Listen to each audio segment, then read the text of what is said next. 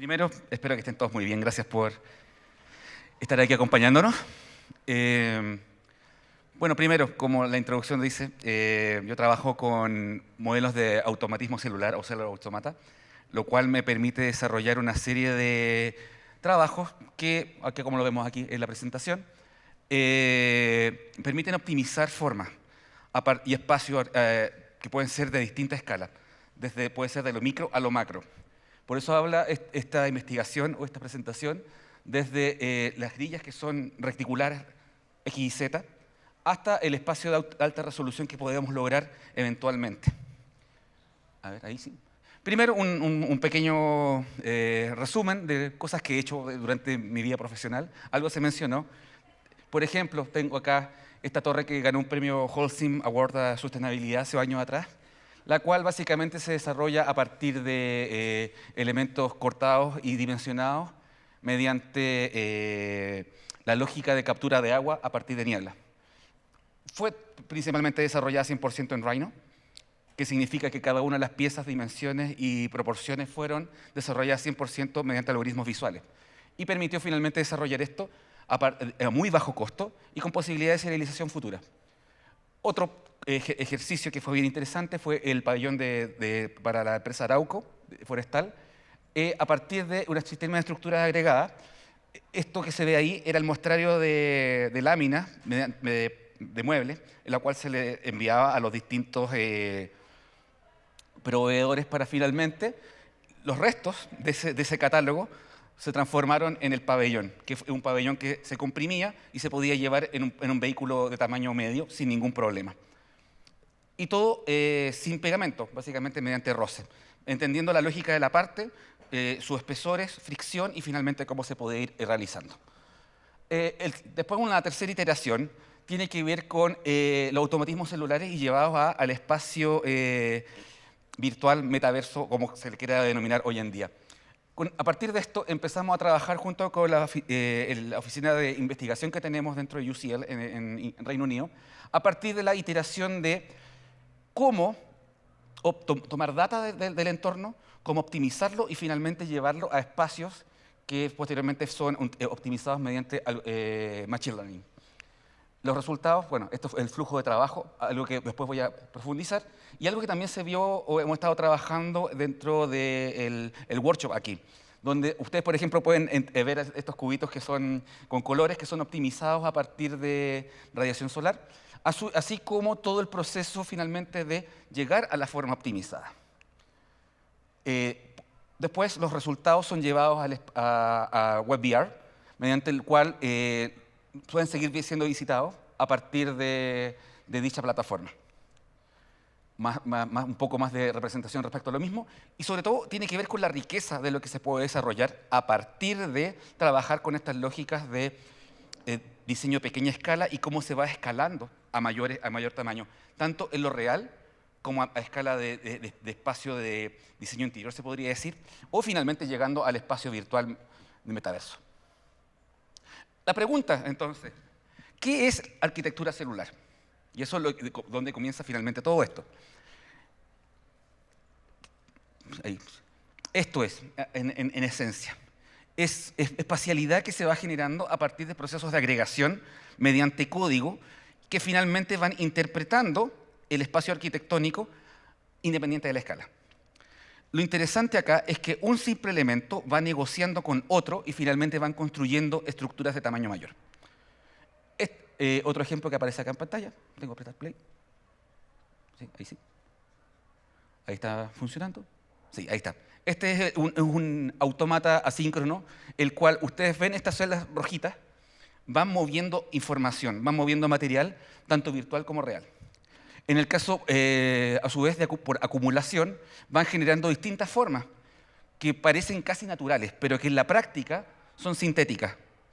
Comienzan bajo la lógica de simular vida artificial o bajo la lógica también en paralelo de simular estructuras de carácter optimizado. Aquí podemos ver otro ejemplo. Y por otro lado, existe una pregunta respecto a cómo finalmente el trabajo mediante datos o mediante sistemas virtuales pueden repercutir en el espacio real. ¿Cómo? A partir de, finalmente, de entender que estas pequeñas celdas que están programadas, que negocian una con otra, finalmente van creando un espacio mayor a partir de las condiciones que nosotros como arquitectos, como diseñadores, podemos darle en el proceso, viendo desde el código puro, pasando de estructuras lineales vectoriales y llegando a modelos finales de fabricación. En ese sentido, el automatismo celular, voy a tratar de colocar play ahí, es básicamente es un sistema computacional de gran escala. Puede ir desde lo micro a lo macro, funciona bajo lógicas de activación en un espacio cartesiano de 0 a 1, o 1 a 0, binario, y a partir de eso, finalmente, uno puede generar procesos evolutivos, poder entender cómo finalmente la arquitectura o el espacio puede entenderse también como un sistema vivo en su proceso de diseño. Aquí aparecen algunas plataformas que se fueron desarrollando como modelos de bottom-up, que significa. No sé si ustedes conocen, por ejemplo, a las termitas cómo construyen su estructura, o las mismas, todos los insectos inteligentes, se podría decir. Ellos trabajan mediante asociación. Cada uno tiene una función particular y en la práctica generan estructuras que van por lejos, por sobre la inteligencia de cada uno de los individuos en particular. Esto es un poco lo mismo. Nosotros programamos células, autómatas, las cuales se van programando independientemente, pero después se ponen a prueba en su trabajo colectivo y finalmente aparece el resultado, que es lo que vemos en pantalla.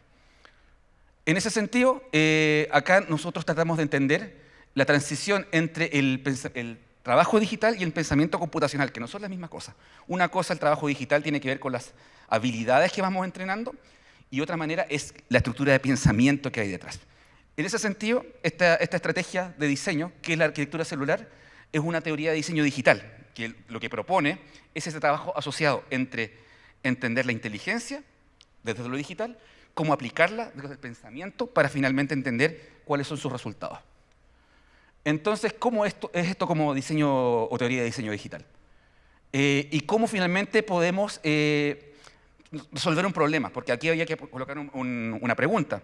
Tenemos en el espacio arquitectónico, en el espacio construido, problemas de discontinuidad serios. A veces, en el tiempo, la ciudad, como se va generando, como se va construyendo, finalmente va generando espacios los cuales a veces como arquitectos, como diseñadores, no entendemos cómo resolverlo.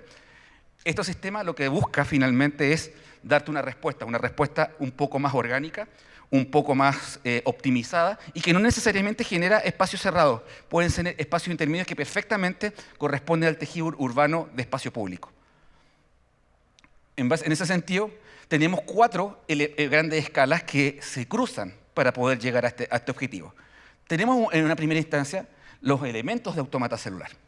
Estos elementos, como yo lo mencionaba anteriormente, se generan desde un modelo digital, pero por otro lado sirven para simular modelos de biología, física y estructura, y a su vez modelos urbanos, por ejemplo.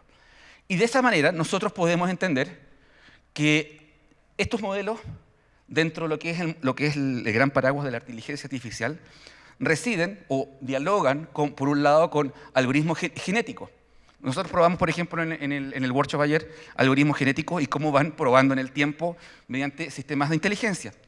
También dialoga con sistemas de redes neuronales, todo lo que nosotros conocemos hoy en día también con lo que es Machine Learning, Deep Learning y elementos similares. Y el automatismo celular, propiamente tal, trabaja bajo la estructura analógica de la inteligencia colectiva. Bajo esa lógica, voy a acelerar un poco para no quedarme sin tiempo, les muestro un poco cómo funciona. No sé si ustedes han visto alguna vez un autómata celular funcionando. ¿No? ¿Pregunta? ¿No? Bueno, imagínense que yo tengo una célula en un espacio blanco. Esta célula está al medio. Y al estar al medio, empieza a pensar qué sucede alrededor. No sabe qué. Empieza a leerlo.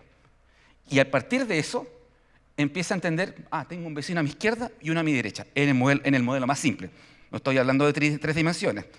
Unidimensional, una línea. Y cuando sucede esto, tiene que tomar decisiones. ¿Qué hago si tengo 2 vecinos 0 al lado y yo soy un 1? Y ahí vienen las reglas. nosotros como arquitectos, como diseñadores, creamos esas reglas. Estoy hablando en líneas generales. Esto es un modelo matemático. Entonces, bajo esa set de posibles combinaciones que tenemos, esta célula dice, ya, voy a crear abajo mío una célula negra, una célula 1. Ya, hasta ahí no hay ningún problema. Esto yo lo podría hacer a mano, ¿cierto? Si cada uno se puede decir, oye, pero ¿qué novedad hay acá?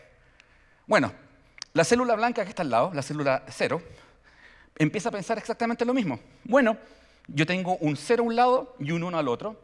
De acuerdo a mi set de reglas que fue programada, voy a decir, ¿sabes qué? Voy a construir un 1 abajo. La otra célula blanca al lado, 0, dice lo mismo. Porque mediante las reglas que fueron programadas, estas son las decisiones que debiese tomar. ¿Ya? Y así puedo seguir. La célula 0, otra célula 0. Y ahí viene la parte más interesante. En el tercer nivel, o generación 2, esta célula 1 ya no tiene dos vecinos blancos o vecinos 0. Tiene dos vecinos 1. Entonces la decisión es distinta. Y dice, bueno, voy a crear una célula siguiente que sea 0. Mientras tanto, el de al lado todavía tiene la posibilidad de crear, de acuerdo a las reglas que se programan, una célula 1 abajo.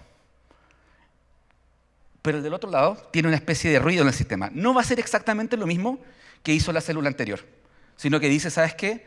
Si yo tengo a mi derecha un 1 y a mi izquierda un 0, de acuerdo a lo que tengo programado, tengo que hacer un 0 en vez de un 1. Y ese pequeño ruido en el sistema genera posteriormente este panorama sin ningún problema. Yo insisto, todavía lo puedo hacer a mano, no hay nada del otro mundo, pero después de 20 iteraciones, esto es lo que aparece. Y ahí uno empieza a tener dudas. ¿Puedo seguir haciendo a mano? Puede que sí. ¿Nos va a tomar mucho tiempo? Sí, pero lo podemos hacer. Pero después de unas cuantas iteraciones más, esto es lo que empieza a suceder como panorama. A lo mejor todavía lo puedo hacer a mano, pero me va a costar un tiempo más. Y así a su vez, si aumentamos la resolución, sucede lo siguiente. El punto, la célula empieza a desaparecer y lo que emerge es una forma que se remite a algún sistema de inteligencia colectiva. Tenemos eso, que es un sistema fractal, bastante interesante, pero este que viene a continuación es muy, muy interesante. Uno no sabría así decir cómo se hizo. Si yo no lo hubiese mostrado la base del automatismo celular, ahora entienden cómo se hace. Pero si uno lo ve en la práctica, no se entiende. Estos sistemas de simulación, por ejemplo, fueron empleados por Pixar para poder generar de manera autómata o semiautómata geografía para sus fondos de lo que nosotros vemos como sus películas. Por eso es tan relevante, porque de alguna manera, como las fórmulas de este tipo, de este nivel tan elementales, pueden generar finalmente visualizaciones unidimensionales, bidimensionales o tridimensionales que se relacionan con lo natural, pero que son sintéticas, no son naturales. Le hace son digitales. Entonces acá tenemos 4 elementos: el vecindario, un sistema discreto, la abstracción y el dinamismo. Entonces el automatismo celular necesita estos 4 elementos para poder existir.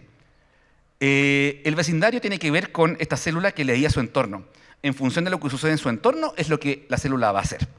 A su vez, se remite a un sistema cartesiano discreto, con coordenadas x y z que son por sí solas, se podría decir, perdonando la expresión, bastante aburridas. No tienen nada del otro mundo, pero permiten acelerar procesos, sintetizarlos. Después tenemos un modelo de abstracción.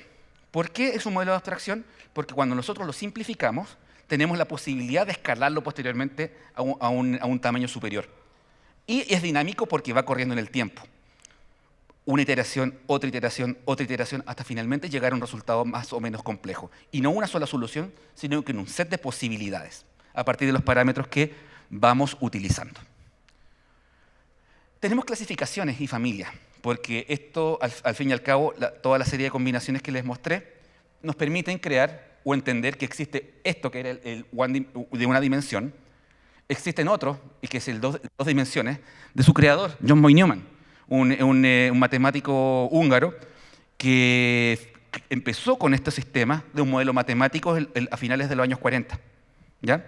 Basado en los modelos de computación que fueron instaurados durante la Segunda Guerra, cuando se fueron trabajando.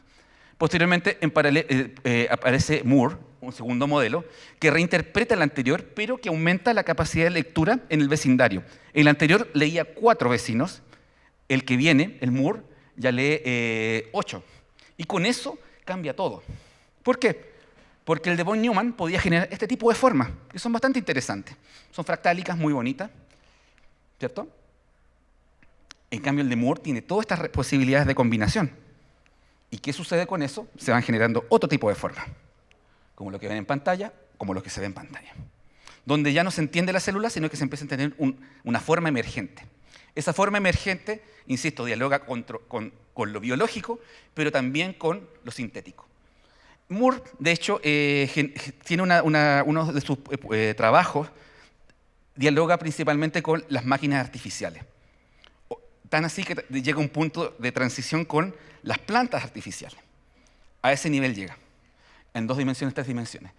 Bajo esa lógica también existen 4 clases, 1, 2, 3, 4, que se ven más claramente ahí. Estas son las 4 grandes posibilidades que nosotros podemos tener en un automatismo celular. Un modelo de clase 1, donde se satura todo el espacio. Un modelo de clase 2, el cual genera líneas o tramas o sistemas rectos que se podrían interpretar, por ejemplo, como un pilar, si lo llamáramos arquitectura. Lo podríamos entender como una carretera, si fuese una ciudad. Tenemos el clase 3, el cual habla de órdenes fractálicos. El mismo orden se va repitiendo a mayor o menor escala, por eso es el mismo orden. Y el 4, que es el más interesante de todos, utiliza los 3 anteriores. Y finalmente es el que tiene las mayores posibilidades de riqueza de combinación. Entonces, cuando uno trabaja con esto, básicamente lo que uno hace es tratar de primero entender las clases cómo funcionan por separado, para finalmente tratar de llegar a una clase 4. Así a su vez existen todas estas posibilidades de familia, donde están los asíncronos y los síncronos, cada uno de los cuales tiene su propia riqueza espacial formal. Y bueno, aquí hay uno clásico que es el juego de la vida, de John Conway, que lamentablemente falleció por COVID, cosas que suceden. Este matemático inglés generó este modelo que hasta el día de hoy, desde un punto de vista biológico, sirve para simular cómo distintas células van creciendo y se van adaptando a condiciones. También sirve para simular crecimiento de bosque, sirve para simular cuando se quema un bosque, sirve para simular cómo probabilísticamente puede ser recuperado. Entonces es bastante interesante. ¿Pero qué tiene que ver con arquitectura, o con diseño, o con espacio? Esa es la gran pregunta. Por ejemplo, tengo el mismo modelo de Conway, Game of Life, aparece acá desarrollado en 3 dimensiones, simplemente generando un sistema de acumulación en el eje vertical. Por otro lado, está el sistema asíncrono, el que se lo mostré al inicio. Así funciona. Una sola celda puede generar toda esta riqueza con pocos pasos. ¿Ven cómo van activando o desactivando material? Este modelo de automatismos celulares tenía la particularidad de ser desarrollados para buscar estructuras que fuesen lo más óptimamente posibles desde un punto de vista de uso energético y, por otro lado, como sistemas de vida, la riqueza del espacio que va generando. Y su modelo de asociación e inteligencia. Por ejemplo, aquí tenemos 3 reglas tridimensionales, las cuales cada una tiene per se su propia riqueza, pero en su iteración ya espacial van generando distintas formas, así como se ve en pantalla. Y son simplemente la misma pieza, ni más ni menos. Lo único que cambia es la lógica de cómo se van distribuyendo. Y cómo se van distribuyendo y cómo lo podemos ir afectando a partir de patrones que son capturados del entorno. Normalmente acá esta experimentación tiene que ver con captura de patrones cercanos a la biología, pero también la última etapa que les voy a mostrar tiene que ver con una captura de espacio de un entorno real, leyendo patrones y finalmente llegando a una solución espacial de mayor riqueza. Entonces, esto es como la matriz de cómo se van conectando cada una de las cosas, de los elementos teóricos que les he comentado, para finalmente llegar al entorno construido. Le hace nuestras ciudades, lo que nosotros hemos hecho, para bien o para mal. Entonces, fíjense cómo se ve en planta esto. Pareciese una especie de mini ciudad. Y si lo vemos a mayor escala, sí, efectivamente, parecen ciudades. ¿Por qué? Porque al fin y al cabo las ciudades funcionan a partir de la misma lógica. Tengo una celda una célula, y se pregunta qué es lo que sucede alrededor a partir normalmente de las normas de crecimiento urbano. Por ende, se pueden simular ciudades con este sistema también. Así como está simulado Londres allá, a través de un estudio de Michael Batty de los años 80, ese Londres es un Londres simulado, no es un Londres real, es un Londres digital, se podría decir. El cual se basa a partir de las reglas que se ven ahí, súper estrictas, súper ortogonales. Pero cuando estas reglas ortogonales conocen el entorno, conocen el espacio, conocen la realidad, el dato de nuestro entorno, cambian y se transforman en esto. Asimismo, voy a seguir adelante. Aquí se hace un estudio de entender cómo estos tipos de sistemas pueden entender desafíos en el espacio y empiezan a buscar soluciones, una salida. Ahí se aprecia de mejor manera cómo va creciendo y cómo va buscando crecer para poder encontrar una solución al problema, en este caso espacio. Así también se puede trabajar con sistemas de multicapas, de multicolores. Voy a cambiar un poco para acá. Me acomodo un poco más así con la mano. Aquí aparecen varias generaciones de elementos trabajando de manera coordinada. Ahí se ven un par de patrones, como le digo, que vienen un poco de biología y cómo finalmente son reinterpretados mediante distintas generaciones con distintos colores.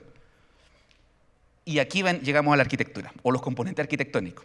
Y hablo de componentes arquitectónicos porque es un puente que yo he utilizado dentro del proceso de investigación, tanto para pasar del código, para llegar al modelamiento con Rhino, en general, espacial, y su vínculo con BIM, que eso es algo que hemos estado trabajando durante la semana, durante los últimos días acá. De manera simplificada, por restricciones de tiempo, evidentemente, pero en la práctica es esto. Nosotros hasta el día de hoy, querámoslo o no, para bien o para mal, seguimos trabajando con este modelo de 1915, estructuralmente hablando. La casa dominó. Nada nuevo acá, tenemos pilares, vigas, fundaciones, losas, escaleras, y todo en un modelo muy, muy, muy simplificado y racional. Me gusta decir irracional, porque no sé si estoy diciendo racional o es irracional. Bueno, entonces, para seguir jugando un poco con eso, cada uno de estos, del modelo de la casa dominó, de la arquitectura moderna, puede ser traducido a elementos como superficies, líneas, puntos, conexiones y vacíos. Y esos, a su vez, tienen su relato con elementos de arquitectura como losas, muros, cubiertas, cielos falsos, columnas, vigas, fundaciones aisladas, escaleras, rampas, corredores o pasillos, puertas y ventanas, así a grosso modo. Y esto trata de conocer la realidad del automatismo celular para traducirlo en arquitectura. Entonces, aquí viene la pregunta. Y algo de esto nuestros participantes del workshop han tratado de entenderlo. Todo esto se puede traducir con un contenedor geométrico, que se conoce como constructor universal. El constructor universal es un contenedor, es un recipiente que puede interpretar información de la manera que el diseñador o el arquitecto o el que quiera pueda interpretarlo. Nosotros, por ejemplo, hemos trabajado con esto, lo hemos reemplazado con algún otro tipo de geometría. Casos de éxito o fracaso, bueno, depende de la capacidad del computador, la cantidad de RAM. Acá se están riendo porque saben lo que sucedió ayer al final. Intencionalmente matamos un computador, pero ya resucitó hoy día. Porque básicamente estamos haciendo esto. Desde la bidimensional, desde el código, hasta Rhino, pasar por Grasshopper, también con el proceso de Pix-to-Pix, que son de Machine Learning, para finalmente llegar a la salida BIM, que es lo que se ve arriba, de Fusion, que es de análisis de performance, pero también tenemos la salida WebVR, tenemos la salida de Unreal Engine, tenemos esa parte que hoy en día hablamos del metaverso. Tiene que ver con la diversidad de reinterpretaciones que podemos dar de la misma estructura, tanto a nivel real como a nivel virtual. Entonces, puede ser, la pregunta que tenemos acá, ¿puede ser finalmente el automatismo celular traducido a arquitectura? ¿Qué es arquitectura finalmente hoy en día? ¿Es real o es virtual o son ambas? ¿O son combinadas? Veamos un poco de una aproximación histórica en los 14 minutos que me quedan. Porque no todo acá es digital, también tiene que ver un poco de teoría, porque esto se inventa, yo no lo estoy inventando, yo estoy juntando información y proponiendo algo. Pero juntando requiere harta lectura, harto análisis. Sucede lo siguiente, el automatismo celular viene de la matemática, viene de la historia de las máquinas y de la arquitectura. A su vez, la biología está entre medio y es algo que les voy a mencionar al final. No se lee nada, por supuesto, porque son siempre gráficos que son a escala muy distinta, que se ven muy bien en el computador, y ni aún así hay que hacerles zoom, etc. Pero acá vemos 3 líneas, le voy a hacer un zoom mayor. Tenemos la línea de las matemáticas, donde está John von Neumann, entre los años 40, quien genera este modelo de automatismo celular, basado en Alan Turing. Y el modelo, ¿conocen a Alan Turing? Yo creo que lo vieron alguna vez en una película, por eso se hizo más famoso en el mundo común y corriente. Bueno, a partir de los modelos de computación que generó Alan Turing con la Turing Machine, que es lo que ocupamos hoy en día como base para nuestra computación moderna, John von Neumann genera el automatismo celular. Insisto, bajo 2 objetivos: simulación de vida artificial y bajo el segundo objetivo de optimización de uso de la energía y materia. Esos eran los 2 objetivos. ¿Por qué? Porque estamos hablando de los años 40. Él trabajaba ya en ese tiempo para el gobierno de Estados Unidos. Y él es uno de los que trabajó en la bomba atómica. Dicen por ahí, entre comillas, él falleció a los 50 años producto de los efectos de la radiación. ¿Ya? Entonces, sin embargo, nos dejó este legado, que es bien interesante, este legado desde la matemática, que llega a la parte de las máquinas, cómo va evolucionando eso hasta el día de hoy en la NASA, con pequeños robots que van construyendo autómatamente estructuras, porque lo que siempre han querido hacer, y como John Neumann lo planteó en su inicio, era generar estructuras que el ser humano no necesite construir, sino que las máquinas sean capaces de hacerlo sin ninguna ayuda. Mandarla al espacio, mandarla a la Luna, mandarlo a Marte, a donde sea, y que las máquinas construyan y preparen estructuras que después el ser humano pueda colonizar en una etapa posterior. Entonces tenemos esa línea por arriba, la matemática. Aparece John von Neumann.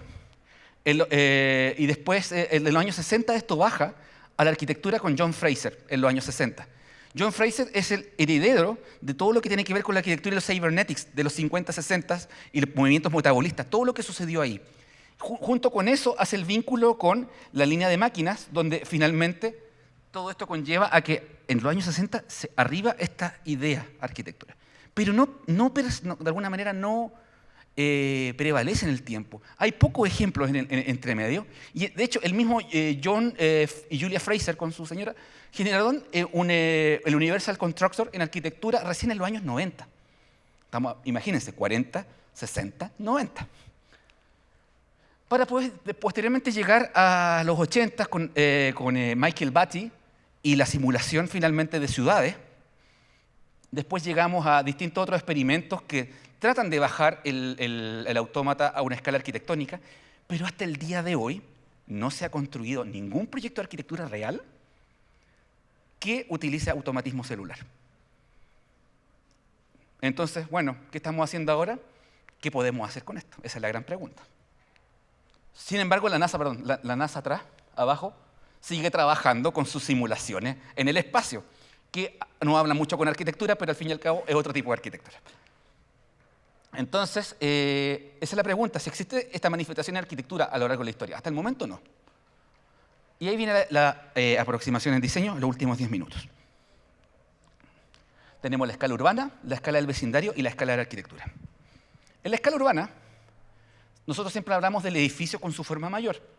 Por otro lado está el modelo de el constructor universal de Fraser, que se transformó o se trató de construir con pequeños bloques transparentes en los años 90 y con LEDs que iban activando o desactivando las formas que se iban generando. En ese sentido, la gran pregunta es, ¿tenemos un background teórico? ¿Tenemos las 3 escalas? Y tenemos una metodología para ser traducida de una dimensión, 2 dimensiones y n dimensiones, para finalmente llevarlo a una aproximación de diseño. Entonces, trabaja como escalas múltiples, sí. ¿Cómo? Y ahí se ve en este video. Acá hay alrededor de 3.000 de estos pequeños agentes en entorno discreto, reinterpretando imágenes provenientes de entornos biológicos, para finalmente generar estas posibles salidas que se ven ahí en pantalla.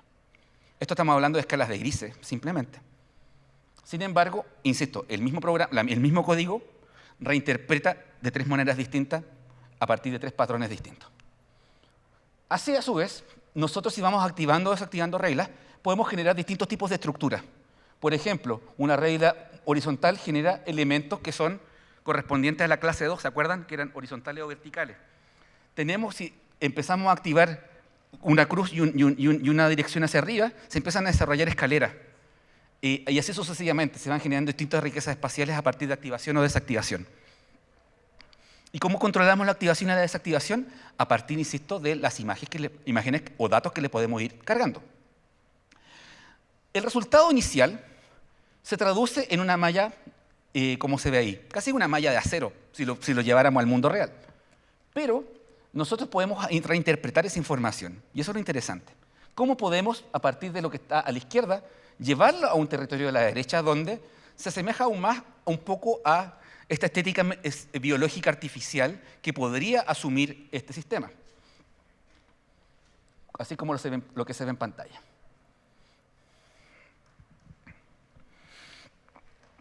Es así como estas estructuras se transforman en estructuras que son, insisto, híbridos análogos digitales, que finalmente generan consistencia en las distintas escalas que nosotros podemos ir trabajando, para llegar a las conclusiones. Ya hablamos de todo esto durante esta presentación ya llevamos casi 33 minutos. ¿Ya? ¿Se puede imprimir en 3 dimensiones? Sí, podemos hacerlo con impresora 3D. Podemos hacerlo con un brazo robótico. Podemos traducir estos datos en código G para poder manejar estas máquinas y generar resultados como los que vemos en pantalla. Sí, se puede hacer. Pero, también por otro lado, podemos hacer esto otro. Sistemas de alta resolución a partir del mismo bloque y adición de millones de elementos en vez de miles. Esta imagen que ustedes ven ahí, esta es la imagen que yo les decía que ocupaba el día de ayer, 120 gigas de memoria RAM. Lo mismo sucede con esta otra, donde ya estamos escalando a niveles de uso de computación, de computador, realmente a una escala que hoy en día eventualmente lo vamos a poder desarrollar. Yo lo puedo hacer esto con mi computador. Se demora, sí, hay que tenerle paciencia. A veces se cae, como lo que sucedió ayer, pero se puede llegar a estos resultados, donde este tejido que se ve en pantalla se desarrolla dentro de Rhino a partir de un Pathfinder que se programa dentro de Grasshopper. Y finalmente, ahí tengo el video del Pathfinder. Ahí sí, a ver, play. Ahí se va moviendo. Parece un juego de los 80, ¿cierto? Se va moviendo X y Z y va tejiendo algo. No sé si ven la línea que va tejiendo. Esa línea que va tejiendo es una polilínea o una spline, en función de lo que queramos interpretar. Los puntos vienen del automatismo celular, vienen del código duro, para finalmente llegar a este resultado, que es un tejido.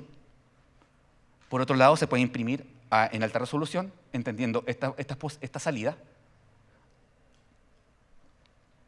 a distintas escalas o distintos niveles de densidad. Me gusta el distintas escalas, ese. Eso no es un render, este es un modelo impreso 3D. ¿Ya? Pero aquí hay una salvedad. Normalmente para imprimir esto se requieren soportes, ¿cierto? Para imprimir en 3D. Este es una impresión 3D sin soporte. ¿Por qué? Porque el objetivo acá era probar la eficiencia de distribución de material sin poder imprimir capa por capa o bloque por bloque sin necesidad de tener andamios o soporte en su proceso. ¿Y funcionó? Sí, funcionó. Otra iteración tiene que ver con modelos de alta densidad a partir del reemplazo del cubo o del constructor universal con otro tipo de geometría. En este caso, una geometría de Houdini que proviene de un modelo de simulación biológico muy interesante. A su vez, existen modelos de reemplazo de malla, como lo que vemos en pantalla, con niveles de densidad distintos, para llegar finalmente a esto, que tiene que ver con, aquí la última animación, y con esto vamos a cerrar, por si tienen algunas preguntas. Y este es el espacio real. Es una quebrada donde los modelos de autómata empiezan a interpretar la geografía, pero también interpretan otros datos. Los datos que interpretan son los patrones vegetativos del lugar. Interpretan por dónde las personas pasaron o transitaron. Interpretan las distintas variaciones de nivel para llegar a este sistema teórico de regeneración en un espacio que era un espacio vacío entre construcciones. Esto es lo que hacen los autómatas, entienden la geografía, empiezan a construir a partir de la activación o desactivación de lo que sucede en el entorno para finalmente llegar a la solución final, o una de las posibles soluciones. Esto no es absoluto. Ahí se va construyendo. Entonces la pregunta final, ¿qué es arquitectura celular? Es un híbrido entre lo análogo digital, entre el mundo real y el mundo virtual, entre lo biológico y las máquinas. Entre ese universo se construye la arquitectura celular. No es simplemente biología, no es simplemente digital. Es una mezcla de ambas para poder buscar soluciones espaciales. ¿Cuáles? Hasta el momento la respuesta tiene que ver con el espacio que queda en nuestro entorno construido. ¿Preguntas? ¿A alguien se le ocurre alguna posible respuesta a esta pregunta? Muchas gracias.